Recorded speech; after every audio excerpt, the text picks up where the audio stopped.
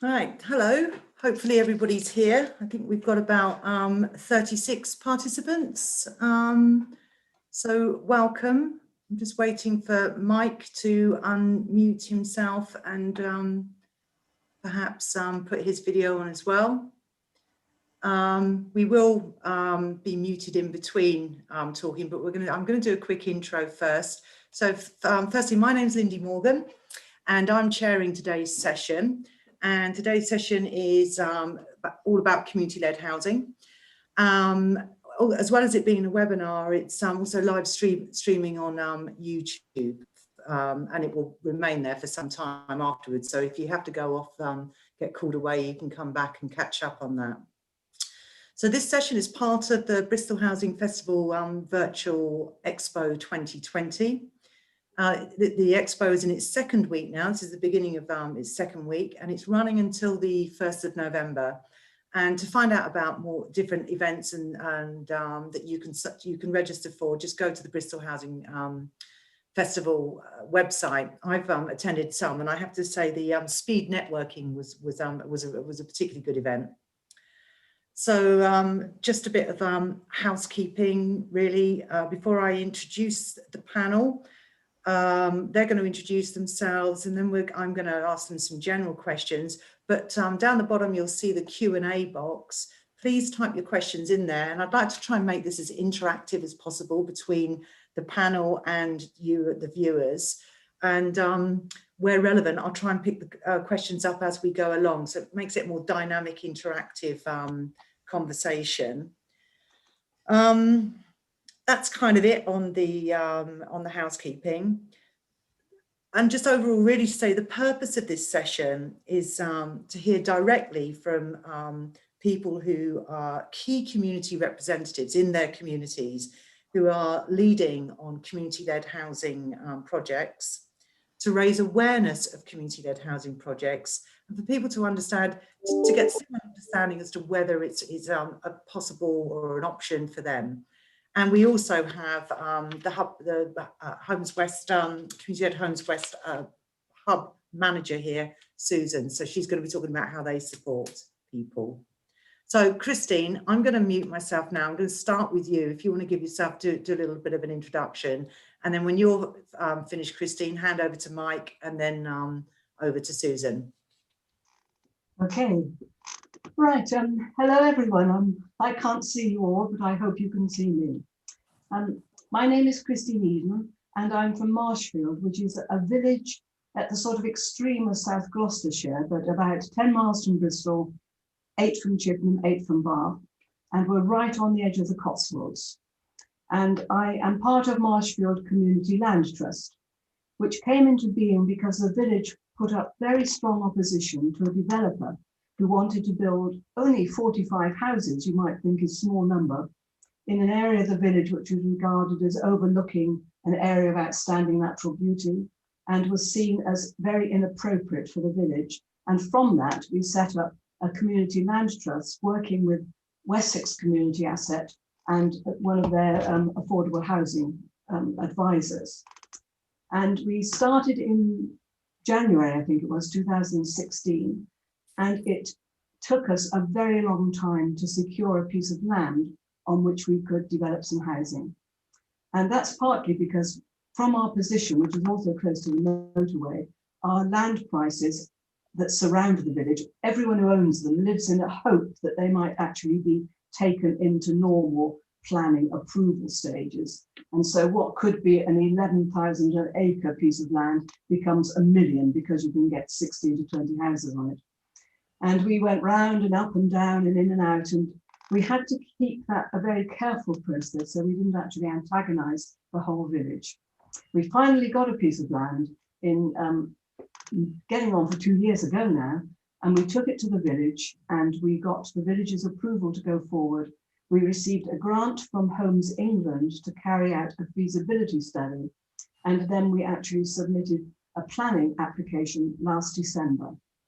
And we have now got the planning approval in principle, although we're still sorting out quite a lot of legal issues. And I can tell you, legal issues come high for me in terms of issues that you have to deal with and the challenges you have to face. And we're going forward with a plot which is quite complex because we will have 18 houses on it, but of those 3 are part of the landowner's arrangement with us. He's transferred the land to us in return for those 3 getting planning permission. We've got 3 plots which are to be sold to subsidise the 12 affordable houses which are all for rent. And it's been a long, complex process. And I was grey before, but I'd be grey now, I think, anyway. But we feel very heartened that we've got this far. And we've had great support from South Gloucestershire and from the people that we've worked with there. We've had great support from Wessex and Steve Watson, our advisor there. And without that support, we wouldn't be where we are today. But we're hopeful. We're going forward in hope. And I think the intention is that we've got tenders out and we'll be on the site in sort of December, January. So that's where we are at the moment. Thank you, Christine. My name's Mike Murch. I'm a Southmead boy. Southmead is on the northwest of Bristol, bordering South Gloucestershire, basically. I chair the Arnside and Glencoyne Square project group, AGRP for short. We've basically, we're a conglomerate of different stakeholders: Southmead Development Trust, United Communities, Radian, the City Council, and of course, Southmead residents. We have planning permission for 120 1- and 2-bedroom units, homes.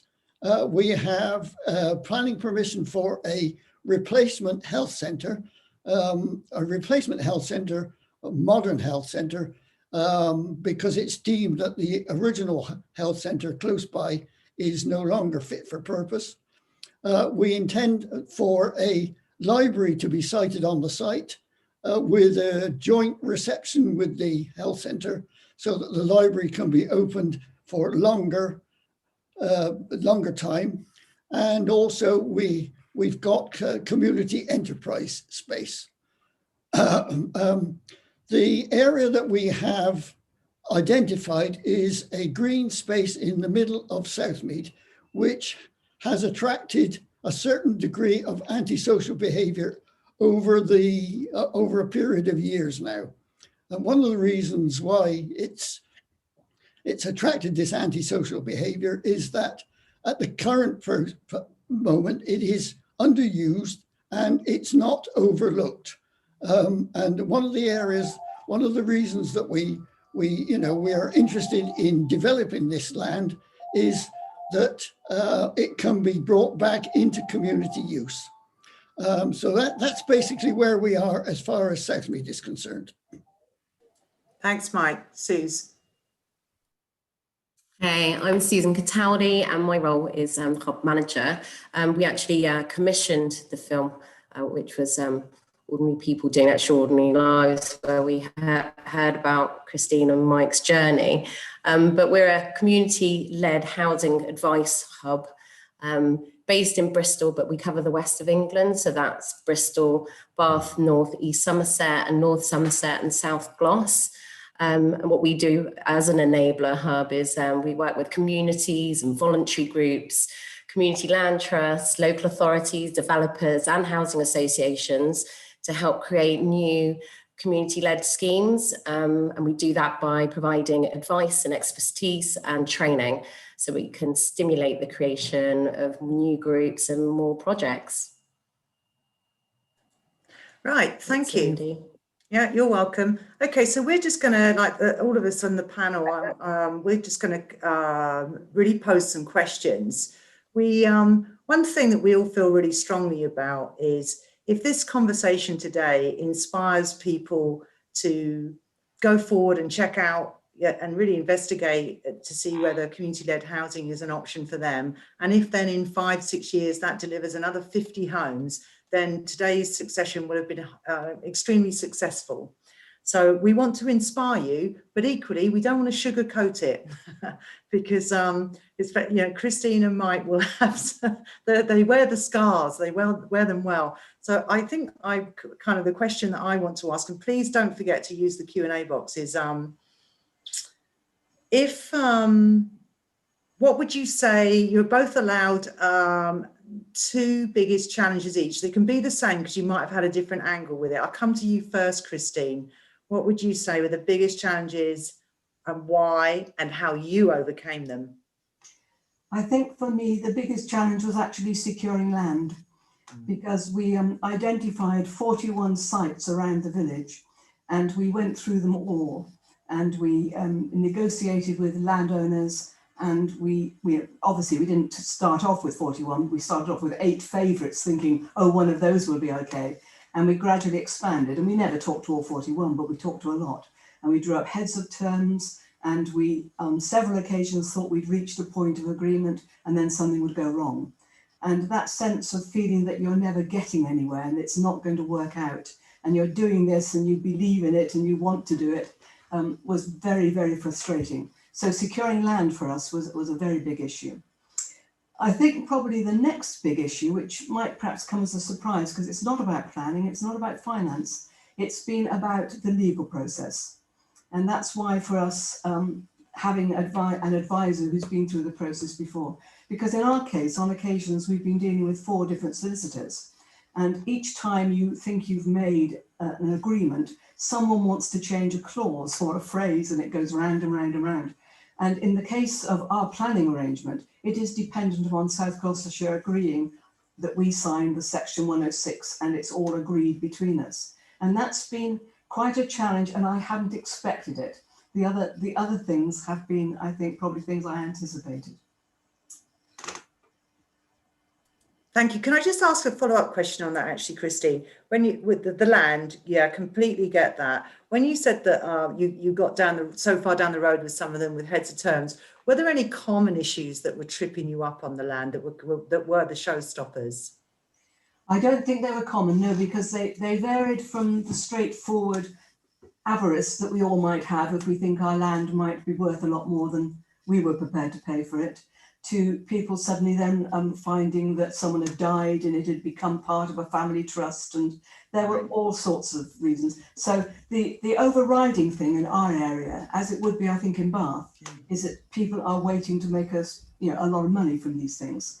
But there were then within that nuances and differences. Great, thank you. Mike, so yeah, biggest challenges. One of the biggest challenges is obviously funding. We don't have the same problem that Christine has, obviously, because of where Southmead is, and partly because of Southmead's reputation. Completely undeserved in my view, but nevertheless, that's the sort of public persona. So yeah, funding is the big issue. And I mean, in certain cases, it's still not being resolved. I mean, a lot is dependent upon various aspects, the blocks coming together or the ducks lining up, if you like. And, it is an inevitable challenge, really. And that really is the biggest issue. We thought planning might be, but in fact, planning sailed through. In fact, we were really encouraged by the positive responses that we got from the planning committee members. Yeah, planning did. I mean, you've got the aftermath. Once you get through committee, you do the legal documentation, section 1 as it's getting all that time is tiresome and takes longer than you want. But yeah, I mean, that's just sticking with it. I want to come back to the land and values in a minute, but Suze, have you got anything that you wanted to add to that? Is there anything that the hub in particular sort of sees as being a particular challenge or difficulty for community groups? Mute. Yeah. I think both of those things are a challenge to the hub. I think for groups, it's about finding land. Not only do we kind of work in Bristol, I know that Bristol has a land disposal, which is kind of helping community groups, but we've also, looking at rural areas that we cover, and land is definitely an issue there, or at least community groups finding land. I think, Christine, as you found, or working with landowners who are willing to sort of sell pieces of land And I think those are issues, and much like Mike's saying about the funding, where we've got, you know, as you know, Homes England funding has paused, and we don't know if it will come back in another guise to help community-led housing. So we've got a whole collection of groups who need to be funded with their schemes that they're working out. So I think these are sort of the common things that we're finding at the hub, and also sort of directing people to that advice and those funding. So establishing ourselves, I suppose, as a hub, as the go-to, you know, can be difficult when there's so much advice out there. Yeah, no, absolutely. There are a couple of questions coming. One I'm going to put to you in a minute, because I think it's really relevant to the conversations that we're having around accessing land, and in particular for Christine, this question is, so someone's asking you, what was the role of the parish council for your project, and or anyone else's experience of what the role of parish councils are in helping deliver a community-led housing scheme? Okay, well, in our case, the parish council had been involved in the project that I mentioned, which was trying to work with the developer to get 40 to 45 houses. And when that fell through because of the local huge furore, really, we're only 1,700 people, and there was a petition signed by 500. So the parish council, in fact, were, I think, very shocked to discover what they'd seen as a solution to Marshfield's affordable housing problem, because it was going to have some affordable housing, sort of shot down by local people. So when the community land scheme, land trust came along, we started talking to the parish council right at the beginning. And that was very important, because they said, yes, anyone doing something about this, we will support, really. And they had their own, not long, but own housing policy, which stressed that what they wanted was smaller developments, which were for local people and which were for affordable housing, which exactly fitted what the CLT was trying to do. And we kept them informed. A member of our, the vice chair, in fact, of our CLT, goes to every parish council meeting as an observer. We've had meetings with them. There's a sort of local community magazine which comes out every quarter. We do a piece for that.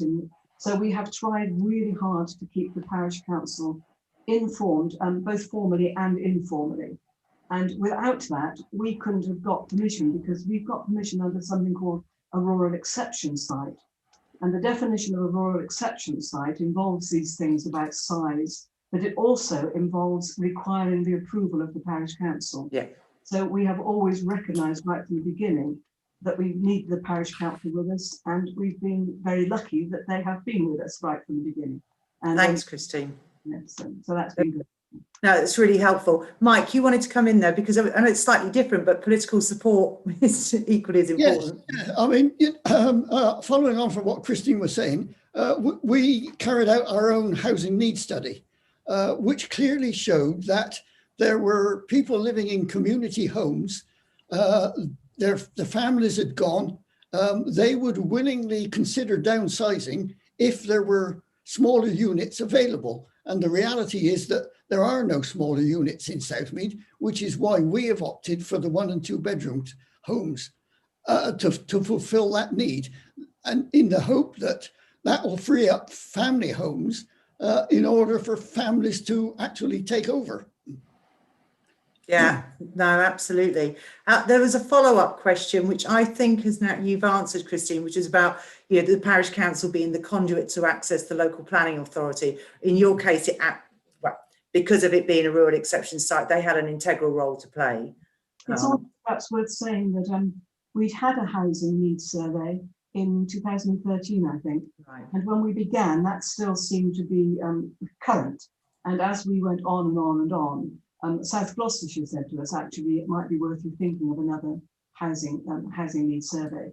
And again, we worked with the parish council, because the parish council needs to institute that. And they did that housing survey, and South Gloucestershire managed that. And I don't know if anyone's asked about this, but in our case, relationships with South Gloucestershire have been also as significant and as helpful. We've had huge support from them. Yeah. There's another question coming here, which I did want to move on to this area, which is it's a question to both of you. Mike, if you want to go first, about you know, has there been any objection from the local community? And if so, or just generally, how did you get buy-in into your project? How did you get that support? I mean, I know that people cheered and clapped when it got planning permission. That's unheard of at a planning committee. So, you know, what did you do? Bribe them? No, well, of course not. No. Would I dare? No. Basically, the idea is that you take the community along with you every step of the way. We have had formal consultations where we've invited residents to come and view various things. We have also, what we do is we rock up on a street corner anytime, any place, and basically make a nuisance of ourselves and talk to people. And, you know, we inevitably, you won't please all the people all the time. But what we have found quite significantly is that people have they misunderstand what is going on. You wouldn't believe some of the rumors that were circulating early on in Southmead. But in talking to people, explaining to people, being honest with people, we found that once you talk to them face to face, they understand, and by and large, they tend to agree with us.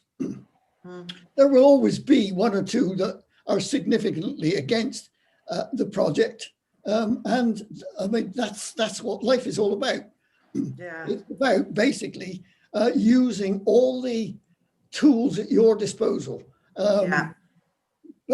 You know, using all the media that you've got, basically, you know, and don't rely on electronic media. Actually, before I come to you, Christine, Suze, you know, perhaps you could, is there something that, you know, what can the hub do to, because it's a lot, it's time, energy, resources. It is, it's sort of that community engagement. And I suppose, you know, that's the kind of thing that the hub can sort of organise. You know, we have funding to be able to support that kind of community engagement where there's a community group and they need to sort of touch base with the community, whether that be via a leaflet. I know in COVID times now, I think that looks very different. And we all acknowledge that, as Mike said, you can't just rely on talking to people through Zoom or webinar, because you're going to miss a significant amount of the other part of the community where they don't have access to a laptop. And so you need to make sure that you are talking and engaging with the wider community. So it's definitely things that, you know, the hub is doing and thinking about how can we reach communities, or how can we help groups reach those communities. Thanks. Christine, have you got anything you'd like to add? Well, we're the other end of the scale, I suppose, from Mike, in that we're a small rural community. So, but it was one of our first things that we did, which was to write a communication strategy, which sounds posh, but we actually felt we wanted to actually identify it on. And we used quite a bit of what we could use then, which was a door-to-door leafleting. And we did that with every sort of, for the first 6 months in particular, we did a regular update through that sort of mechanism. We also had, as I said, the contacts through things like all around Marshfield. But we found, as Mike said, whatever we did, people never knew what we were doing. And we also had quite a big sort of membership campaign.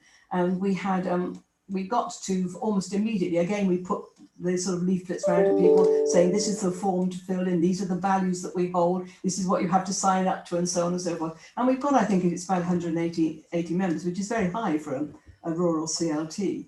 And we kept them informed. We're always a step ahead.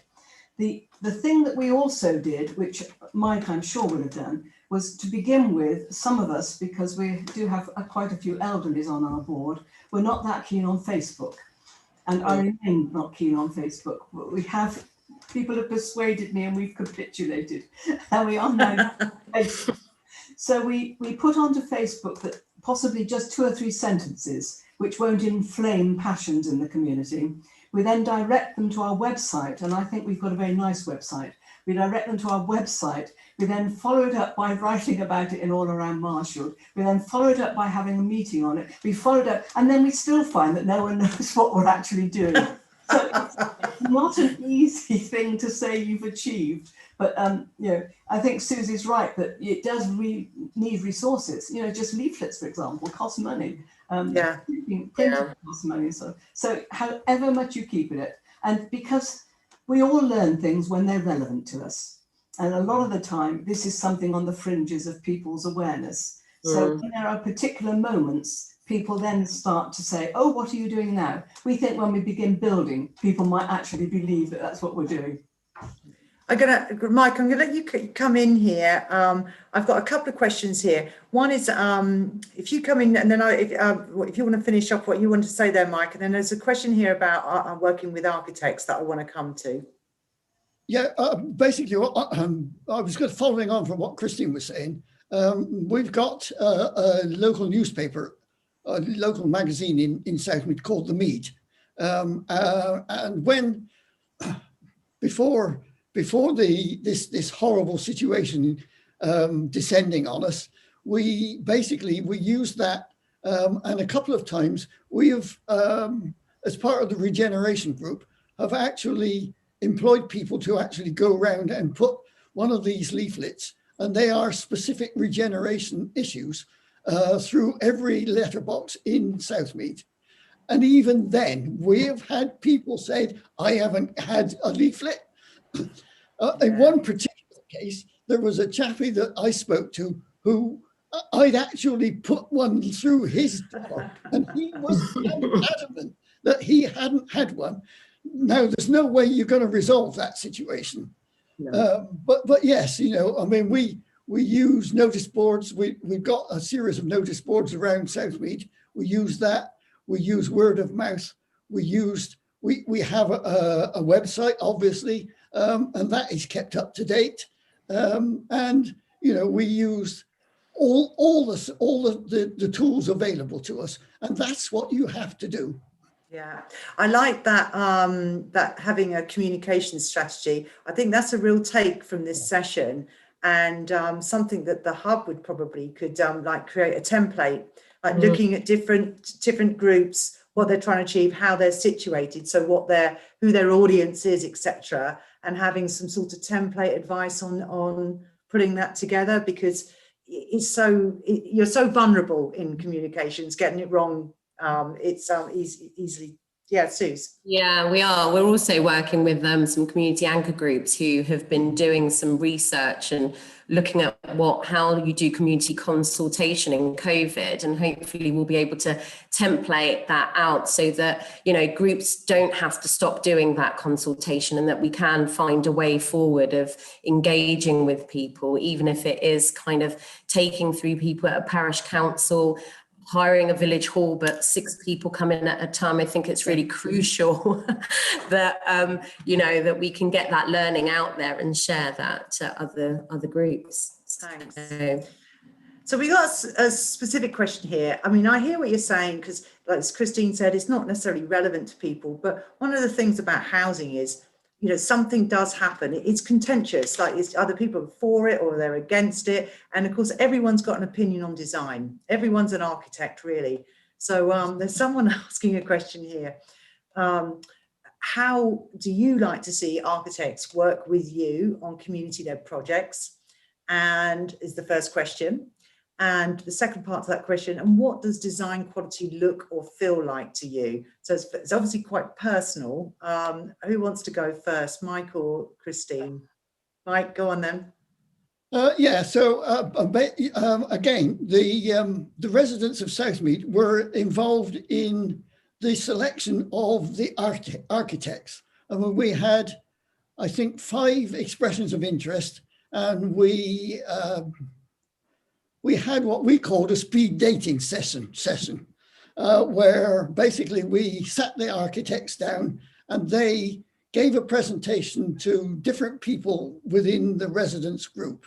And we selected, no doubt, the right architects. And they in turn, they joined the pop-up groups, they joined the designated forums. We had one instance in a church hall where we used children's building blocks, would you believe? And it's all relevant, and it's all great fun because people can express their situations. And the architects, they came back with drawings, some of which we liked, some of which we didn't like. So they went back again. We showed them to various members of the community at these pop-up events that we held. Some liked and some didn't. We were even basically down to selecting the color of the bricks, would you believe? Yeah, it was giving, and also one thing I would say about that, in this question where it says, how do you like to see your architects work with you on community-led projects? I think an overriding factor for choosing the successful architect at Southmead was their links back to the earlier discussion around communication. They were able to communicate with people. There was one practice Southmead interviewed, and they did a brilliant application. And I have to say, if you looked at it technically, you would say they did the best submission. But when it came to communicating with people, they just couldn't get through. They couldn't translate, and it would have been a non-starter. Mike, do you want to come in, and then I'll come to Susan and Christine? Basically, what I was going to say was the architects that we chose, basically, they had actually taken the trouble to actually go to Southmead at different times of the day, and they were aware of exactly what the community was like and what it needed before they ever came to the presentation, which was greatly impressive as far as we were concerned. Suze, do you want to come in? Then I'll go to Christine. Yeah, I think I was just going to say, follow up from what Mike said, it's about, an architect understanding what the community needs and designing something and understanding what the ethos is and what the community is made up of centrally, so that it doesn't get lost in the design, and that, they don't end up with something that looks fantastic, but actually costs so much money that it ends up not being built in the way that, it would be. So it's about having that architect who's going to work and, do a real sketch drawing and work with that community. Christine, your experience. Mike's experience is fantastic, really, because that's a real attempt to bring the community into that, a democratic approach to it, much more so than we did in Marshfield. What we did was we'd already talked to various people, but we didn't do it so formally as you did. And we finished up in the end having interviews both for the architects and for the housing association, which we did with 4 sets of architects and 3, I think, of housing associations. And we'd already let them have what the board, the MCLT board, had decided were the priorities, of which for us, for example, rent, that it should be able to be built in a way that allowed social rents to be possible, because the normal affordable rent just still leaves the rents too high in Marshfield. And also we were very interested in energy issues and energy efficiency. And because we are, our site is both within an area of outstanding natural beauty and a conservation area, we had very particular sort of constraints on us in terms of the quality of design. And the architect we finished up with was someone who was initially there was a real quiet gentleness of approach which appealed to us, because we thought they're not going to rub up against Marshfield. But at the same time, like Mike said, our architect practice came to us with ideas already which were relevant to the site and to the village and the surrounding area, and that really mattered. And then all our sort of planning review meetings, any member of the board went to it, and there's 8 of us. So there were 8 of us. There were 3 involved from the landowner. There was 2 involved from United Community. There were these enormous meetings, which they just managed quietly and gently, giving us lots of feedback, lots of notes, lots of images for us to choose from and so on. So it has been a very, very positive relationship. So we're very pleased with it. But I think Mike's engagement of the community in that whole process is fantastic. I applaud it. Yeah, no, totally. I hope that answers the person's question. Actually, just as you mentioned that, I'm just going to jump to a question here. It's from somebody. Christine, with your CLT, how did you decide who was on the board? You know, is it necessary for the board to sort of reflect the makeup of the local community? No, we didn't. We had when we got going initially, one of the people in the village who'd been very much against the original planning application, he held a public meeting. He hired the church hall and anyone could go along to it. And from that, they took the names and addresses of anyone who wanted to join a steering committee. So we had a steering committee of about 24 people, I think, to begin with. And from the steering committee, we then had to move to the formal process of getting ourselves registered with the Financial Conduct Authority and so on. And we needed to have a board. So again, we allowed anyone who put their hand up and said, I'd like to be on the board, they came to the board.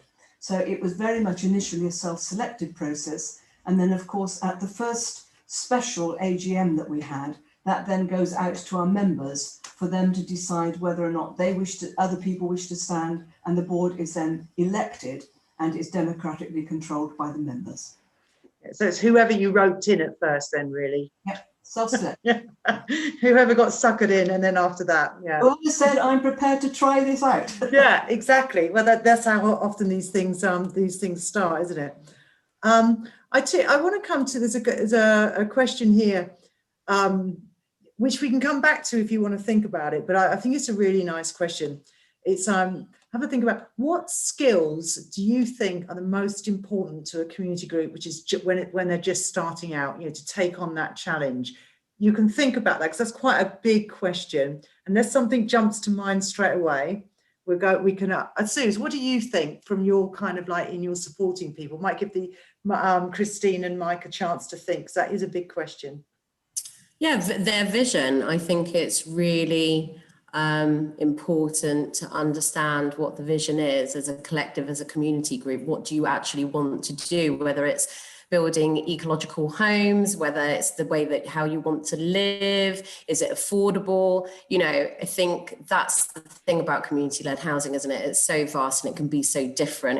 It may be you're a community group because you want to have affordable housing for local people. Maybe it's a group of people that are coming together who want to live in a certain way. So I think it's having that central vision of exactly what you want to achieve, and sort of persistence and the ability to know that, you know, as a group that you're all responsible, that there's no one person, that the group is sort of doing things together. I think that's kind of very key, and especially when you're starting out.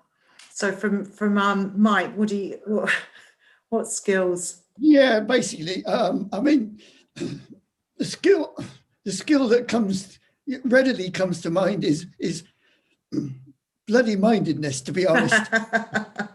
You can't be you've got to stick your head above the parapet, and basically what you have to do is you have to make sure that you have a vision, and you stick to that vision, come what may. You know, you might have to compromise on various aspects of it. That becomes an inevitability.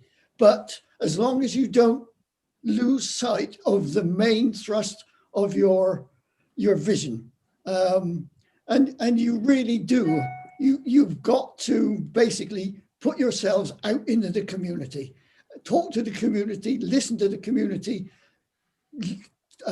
and report back to the community. Can't stress that enough. Thank you. Christine. Yes, the skills, using the word skills is quite interesting, because nearly always you can go and find people who've got skills. You can find someone who knows a bit about building, someone who's had a house built contract. You can find a solicitor.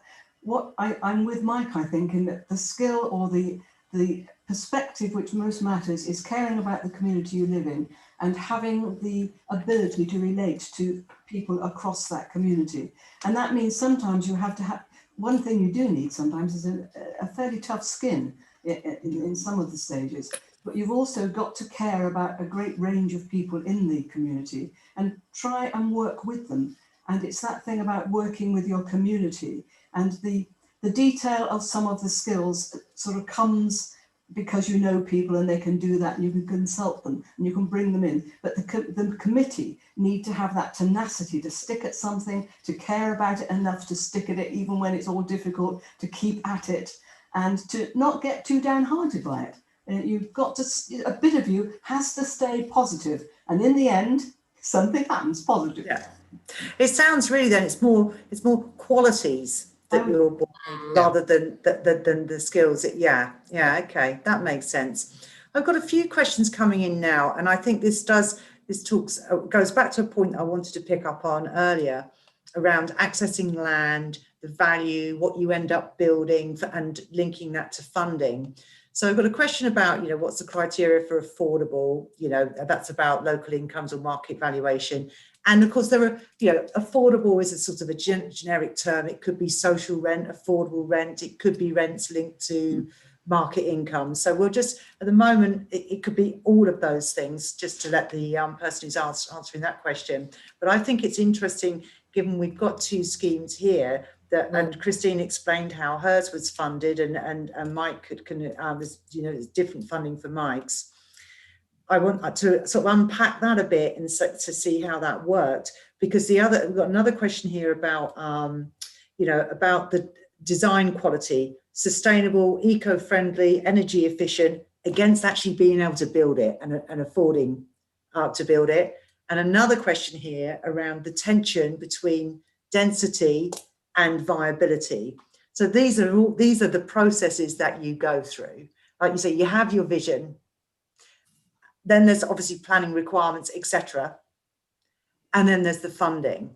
Do you think you could, Christine, do you think you could sort of like, you came down to what your mix was. Could you tell us a bit more about that? Well, the way in which CLTs in the Southwest, and I think most of them have operated, is working with very strongly in partnership with a housing association. In our case, I think it might be the same one that Mike works with, in that we're working with United Communities. And United Communities it's the United Communities who basically take responsibility for the financing and for the build process of the houses. And in that process, you're dependent upon both money that the United Communities can raise through the finance that's behind the housing and so on, and also through grants. So in our case, we are getting a grant from Homes England, a capital grant from Homes England, and we're also getting some capital grant from South Gloucestershire Council, who are desperate to get our affordable housing scheme up and running, I think. And we're also getting a grant from South Gloucestershire to enable us to go for passive house certification, which is over and above the build itself, because that does involve, if you're going to have triple glazing and so on, it does involve additional funding. So all the time, it's a constant balance between what you strip out from your costs and what you can include in your costs. And we've given high priority to the energy efficiency thing. So we have got there, and the person we work with in United Communities has spent a lot of time and effort in trying to ensure that we can get the maximum grants that we have done to allow the build to go forward in the way that we wanted to. We've gone for example, we're doing effectively, Marshall High Street is terraced, but we're not taking that model. What we are doing, because we're next to a farm, the architects went for buildings which effectively look like large barns. They're sort of 3 individual houses, which are like a farmyard, courtyard area. And then we've got 3 terraces, which are in the shape of barns and come round a sort of a U shape, I suppose. And that has helped to keep some of the costs down. And it's helped with some of the energy efficiency. And it's, generally the relationship between viability through the financial model and a design that would be acceptable has had to be worked through carefully. That's really helpful, thank you. And it would be good to hear about some of those design tensions, you know, people's different ideas. Perhaps we've got, but Mike, if you want to come in on this Yeah, point. but, well, I mean, part of the planning requirement was, as far as Glencoyne Square was concerned, was ground source heat pumps, which turned out to be quite a contentious issue because it turned out that half the site was viable for ground source heat pumps. The rest of them, without using the roadway and the footpath, couldn't be. So basically the council relented in the end and allowed us to use the footway and the road to ground source heat pump the rest of them, plus solar panels on the roof.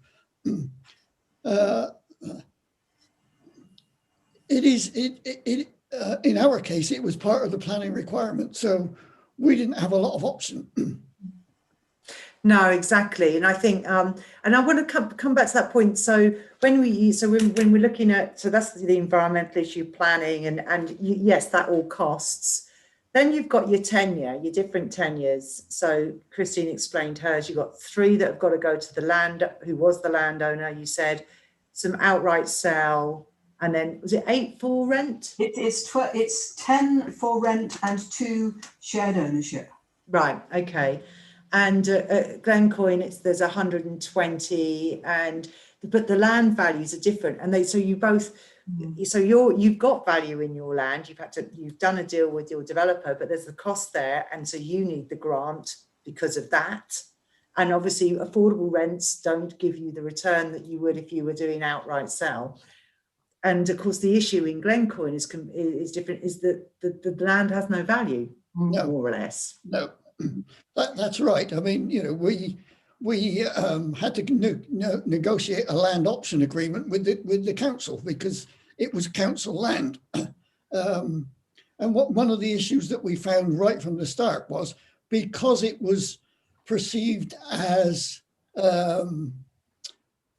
green space, and it was designated as the premier green space in Southmead, we then had to find an alternative green space, which was then designated, which turned out to be just across the road from Glencoyne Square in Doncaster Park, which again is, you know, a huge parkland, and again, largely underused in most cases, mainly, and this is credit to an organization called Team Southmead, because they've applied for funding to actually change the gates so that disabled people can actually get through the gates now, whereas they were precluded before. But of course, but the issue being when it comes to the design, the tensions between what tenure as well, is the problem for Southmead is even if you do outright sell, the values aren't there.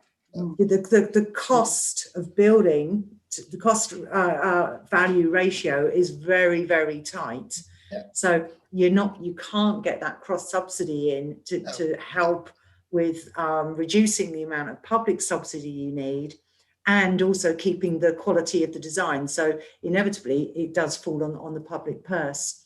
Basically, we've had to do quite a lot of value engineering in order to bring the build cost down. Yeah. So do you want to come in there at all about on the funding issue? Because it's absolutely, in particular, I was thinking about the pre-dev funding, which obviously Homes England, which is the seed funding, which is, you know, to kind of start a community group, you need to get yourselves out of the pub, as it were, and, you know, trying to incorporate yourselves and what those next steps. And there isn't any funding. The hub has a small amount of funding that we've been sort of giving out to groups, and we've got our first tranche of groups who'll be for getting responses from their applications. But, you know, that is a very small pot of money, and what happens next. So it's, you know, where there is grant support in Homes England for a particular model, but getting groups to that stage, there isn't particular funding. So we really need sort of those grants to come in and help those groups. I don't know if Helen Bone's listening. Helen Bone, Mike and Christine know her, and we all do. Yeah. If she's here from listening from Homes England, we need that. We need that, at least that pre-dev revenue funding back in place. Come on, Helen, we'll support you. So that was a plea. This is being recorded on YouTube as well, so we'll send her a link to it and tell her to get into minute 55 or whatever we're on nearly. So there are no more questions coming through at the moment. So that's all cool. Oh, Mike, go on. I was going to ask you a question. Yeah, but basically, before we finish, I have to basically say what a great support we've had from Bristol City Council. We wouldn't be in the situation where we are today without their continued support, both from the housing acquisition team and the urban design team. And I'd actually like to think that we've actually shown them a thing or two as far as the way that you can approach community-led housing. And when we had a situation not so long ago, a few weeks ago, where the urban design ladies came out to Southmead, and they actually, what they did was drew on the pavements, they drew where the seats were going to be, where the plants were going to be, where the trees were going to be. And as soon as you do that, people then start saying, what's going on here? What's all this about? And that in itself generates conversations. Yeah. And that just proves that point about the communication. Yeah. You can never do enough. No. Yeah. No. And in fact, what the two ladies said was they'd never tried this before. This was the first. Oh, right. Okay. Actually spraying the pavements. Yeah. No, that's fantastic. Okay, so if you could go back and you're at the levels you're at different stages. Well, not far, reasonably similar. You'll probably be on site a bit quicker than Christine. You'll be on site before Glencoyne as such. But if you could turn the clock back, what would you change? Maybe nothing. But I wouldn't change anything. No. Not a damn thing. No. I wouldn't change anything about what we're doing in terms of the build. I would have taken more seriously advice we were given to get going on the legal technicalities earlier, because as you can gather, I've found these quite difficult, and it's taken a long time. And we should have taken that advice more seriously. That if you've got a number of parties involved, and you're dealing as well with complexities about rural communities area of outstanding natural beauty, I think those technicalities are rather more significant, and you don't see that when you're desperate to get the land and you want planning and so on and so forth. It's the detail, isn't it? Yeah. Yeah, actually that's interesting, because a question has just come in about did you visit other CLH schemes to envisage or connect with other groups for advice? And yeah, one question, but it's also that advice. Yeah. We did, yeah. I'm sure Mike did as well. We've done quite a lot of going out and talking to other groups who've been interested in setting up CLGs, because that's what we are. And we've also, had ourselves have gone, we went down to, fairly recently, I went down to Lyme Regis to look at their CLT and stuff. And that does, that sense of, I think all CLTs and other organisations about community-led housing would welcome contacts from would-be community-led housing groups. Yeah. I think we're keen to pass on what we've done. We're very, very keen to meet people and share and enthuse them if we can. So I think that will be true for all. I'm sure that's true for Mike as well. Yeah. Before I bring you in, Mike, Suze, I think this is a role for the hub, isn't it? Surely. Yeah, I mean, it's things that we do ourselves and encourage groups to do. And we're in touch with the network of hubs. We're not just the only hub in existence. There's lots of hubs around us, around the country, that are all doing the same thing, helping groups. So we can definitely, that's what we want to do and ask groups to do, is go and have a look at other things that you might see or that we can put you in touch with, to go and visit and talk, because talking's great. And as a sector, it's probably one of the most giving sector, where people will give up their time to talk to you and really encourage it. So it is something that we do. And even ourselves here at the hub, I think just this year, we hosted a visit from a party in Wales who wanted to come and have a look at all the different schemes that exist in Bristol. And, you know, and the Southwest has definitely got some great schemes. It's doing a lot in community-led housing.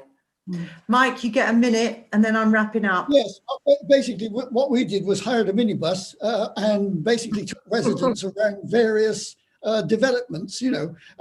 One thing that I wanted to mention, which Susan just prompted me, was we had a group of French architectural students come over, and they were astounded at the quality of the communications with the local community that we were engaged in. They just couldn't believe exactly how detailed we were. No, well, that's just, you know, thank you, everyone. I hope that people who've tuned in, some people have said thank you to the panel, and I'd also like to thank you guys. It makes it feel real to people when people see other people who've done it. We've got a few takeaway things here today. We definitely need to get some templates on communication strategy. We've got to suck the learning from Christine out of Christine's head around the technical hitches and hang-ups and like what can go wrong. Sort of that kind of guide would be very helpful. But I want to thank the panel. Thank you. And also to thank the viewers. Thank you for staying to the end. Don't forget to check out the Bristol Housing Festival website and sign up to other events. It's great, it's free. And you know, and the networking events are really good as well. And just looking, this is people coming in and saying thank you, lots of thank yous. Suze, yes. Go on, Suze. Oh, I just want to say, I mean, we just don't have enough time in an hour because community-led housing is such a big topic. And I wish we had the day that we hope we had with the Housing Festival. So the Housing Festival and the Hub and BCLT are going to be putting together a community-led housing slot. It's away from the Housing Festival, but it's an update on the land disposal that's happening in at BCC. So we want to have those conversations. So watch this space and sign up, you know, to all the information and newsletters from the Housing Festival. That's great. Thank you very much, everyone, and good luck with your projects. Indeed. Thank you. Thanks, everyone.